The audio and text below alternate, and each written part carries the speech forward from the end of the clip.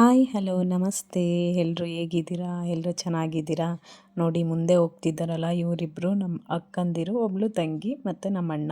ಇವತ್ತು ನಮ್ಮ ಅಣ್ಣನ ಜಮೀನಿಗೆ ಹೋಗ್ತಾ ಇದ್ದೀವಿ. ನಮ್ಮಣ್ಣ ಬೋರ್ ಕೊರೆಸಿದ್ರು, ನೀರು ಬಂದಿತ್ತು. ಸೊ ಗಂಗಮ್ಮನ ಪೂಜೆ ಮಾಡೋಣ ಅಂತ ಹೋಗ್ತಾ ಇದ್ದೀವಿ.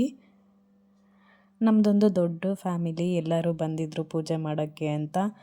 ನೀರು ತಗೊಳ್ಳೋಕ್ಕೆ ಅಂತ ಆನ್ ಮಾಡಿದ್ರು, ಬಟ್ ಕರೆಂಟ್ ಅದೇ ಟೈಮಿಗೆ ಹೋಗ್ಬಿಡ್ತು. ನೋಡಿ ಇವಳು ನಮ್ಮಕ್ಕ, ಇವರು ನಮ್ಮತ್ತೆ, ಇವರೆಲ್ಲ ನಮ್ಮ ಅತ್ತೆದಿರು. ನನಗೆ ಅಪ್ಪನ ಕಡೆ 6 ಜನ ಅತ್ತೆದಿರಿದ್ದಾರೆ. ನಮ್ಮದೊಂದು ದೊಡ್ಡ ಫ್ಯಾಮಿಲಿ. ಆ್ಯಕ್ಚುಲಿ ಸಗಣಿ ಸಿಗಲಿಲ್ಲ ಅಂತ ಬಾಳೆಹಣ್ಣಲ್ಲೇ ಗಣಪತಿ ಮಾಡ್ತಿದ್ದೀವಿ. ಗಣಪತಿ ಮಾಡು ಅಂದರೆ ಆ್ಯಕ್ಚುಲಿ ಅವಳಿಗೆ ಬಾಳೆಹಣ್ಣಲ್ಲಿ ಹೆಂಗೆ ಮಾಡೋದು ಅಂತ ಮರ್ತೋಗಿತ್ತು ಅನಿಸುತ್ತೆ. ಈಗ ಹೇಳ್ಕೊಟ್ಮೇಲೆ ಈ ಥರ ಮಾಡ್ತಿದ್ದಾಳೆ ನಮ್ಮಕ್ಕ. ನಾವೆಲ್ಲ ಫ್ಯಾಮಿಲಿ ಸೇರಿಕೊಂಡ್ರೆ ಅದರಲ್ಲಿ ತುಂಬಾ ಮಜಾ ಮಾಡ್ತೀವಿ, ತುಂಬಾ ಕಾಲು ಎಳಿತೀವಿ, ತುಂಬಾ ಖುಷಿಯಾಗಿರ್ತೀವಿ.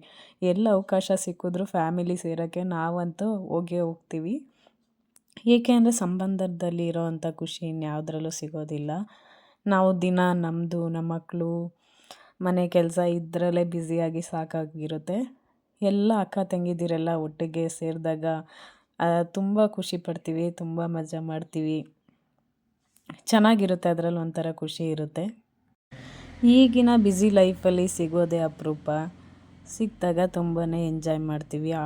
ಆಗೆಲ್ಲ ನಮ್ಮಪ್ಪನ ಇದರಲ್ಲೆಲ್ಲ ಅವರೆಲ್ಲ 12 ಜನ ಮಕ್ಕಳು, ಅವರೆಲ್ಲ ಹೆಂಗಿದ್ರು ಅನಿಸುತ್ತೆ. ಇವಾಗ ನೋಡಿದ್ರೆ 1-2 ಮಕ್ಕಳಿಗೆ ಸಾಕಪ್ಪ ಅನಿಸುತ್ತೆ, ಆ ಥರ ಅನಿಸುತ್ತೆ. ಬಟ್ ಅವರೆಲ್ಲ ಯಾವ ಥರ ಇದ್ದರು ಅಂತ ಅನಿಸ್ಬಿಡುತ್ತೆ. ಗಂಗಮ್ಮನ ಪೂಜೆಗೆ ಎಲ್ಲ ರೆಡಿ ಆಗ್ತಿದೆ. ಎಲ್ಲ ವೆಯ್ಟ್ ಮಾಡ್ತಾ ಇದ್ದೀವಿ.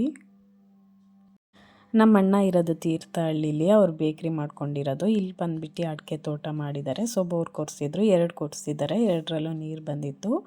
ಒಂದಕ್ಕೆ ಪೂಜೆ ಮಾಡಿರಲಿಲ್ಲ. ಸೊ ಇಲ್ಲೇನೋ ಫಂಕ್ಷನ್ ಇತ್ತು ಅಂತ ಬಂದಿದ್ವಿ. ಆಗ ಎಲ್ಲ ಸೇರಿಬಿಟ್ಟು ಪೂಜೆ ಮಾಡಿದ್ವಿ. ಇವಳು ನಮ್ಮ ಅತ್ತೆ ಮಗಳು ಪೂಜಾ ಅಂತ. ಇದು ಬಂದುಬಿಟ್ಟು ನಮ್ಮ ಅತ್ತೆ, ಇವರೇ ಚಿಕ್ಕ ಅತ್ತೆ, 6 ಜನ ಅತ್ತೆಲಿ. ಇವ್ರು ಬಂದುಬಿಟ್ಟು ನಮ್ಮಮ್ಮ. ಆ ಕಡೆ ಬ್ಲೂ ಸ್ಯಾರಿ ಇರೋರು ನಮ್ಮಕ್ಕ. ಗಂಗಮ್ಮನ ಪೂಜೆ ಎಲ್ಲ ಚೆನ್ನಾಗಾಯಿತು. ಎಲ್ಲರೂ ಪೂಜೆ ಹಾಕಿದ್ವಿ, ಒಳ್ಳೆಯದಾಗಲಿ ಅಂತ ಅಂದ್ಕೊಂಡ್ವಿ. ಹಾಗೆ ಪೂಜೆ ಎಲ್ಲ ಆದಮೇಲೆ ನಮ್ಮ ಸೈಡು ಟಮಟ, ಚಿಗ್ನಿ, ಬಾಳೆಹಣ್ಣೆಲ್ಲ ಕೊಡ್ತೀವಿ. ಅದನ್ನು ಕೊಡ್ತಾಯಿದ್ವಿ. ಅವಳು ನನ್ನ ಮುಖ ತೋರಿಸ್ಬೇಡ ಅಂತಿದ್ಲು.